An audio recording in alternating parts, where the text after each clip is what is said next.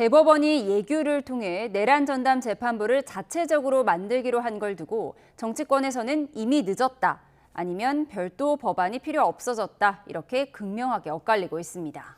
또 어제 이재명 대통령이 지시한 대전 충남 행정통합 시도에도 지방선거를 앞둔 여야의 셈법이 복잡해지고 있습니다. 자세한 소식 취재기자 연결해서 들어보겠습니다. 윤웅선 기자. 네, 국회입니다. 네, 어제 대법원 예규로 내란 전담 재판부를 설치하기로 했지만 민주당은 그대로 별도 법안을 추진하는 거죠. 네, 민주당은 만시지탄 이미 늦었다면서 원안대로 입법을 강행할 뜻을 분명히 밝혔습니다.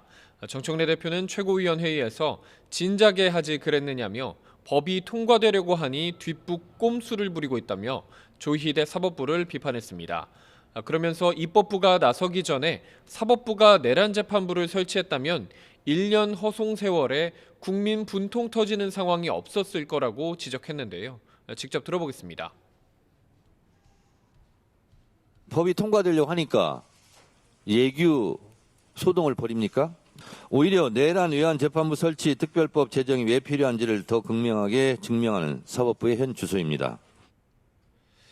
이 민주당은 예정대로 오는 23일 내란 재판부 설치법을 의원총회에서 당론으로 추인한 뒤 곧장 상정한다는 계획인데 당 안팎에서는 무의미하다, 여론 역풍이 불 수도 있다, 이런 온도차가 감지됩니다.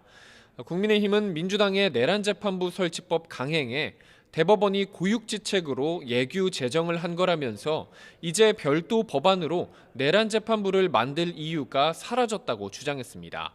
송원석 원내대표는 아침 회의에서 민주당의 내란 재판부 설치법은 수정안으로 분칠했지만 명백한 위헌이라는 본질에 변화가 없다고 지적했습니다.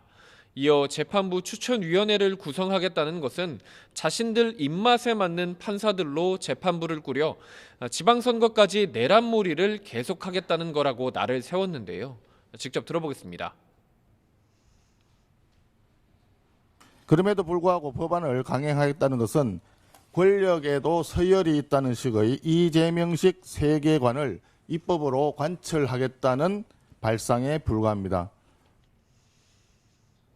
네, 그리고 대전 충남 행정통합이 급물살을 타면서 정치권도 발빠르게 움직이고 있죠. 네, 민주당은 오늘 대전 충남 통합 및 충청 지역 발전 특별위원회를 출범했습니다. 이재명 대통령이 대전 충남 통합에 속도를 내달라는 주문을 한 다음 날 발빠르게 당내 특위를 구성한 건데요.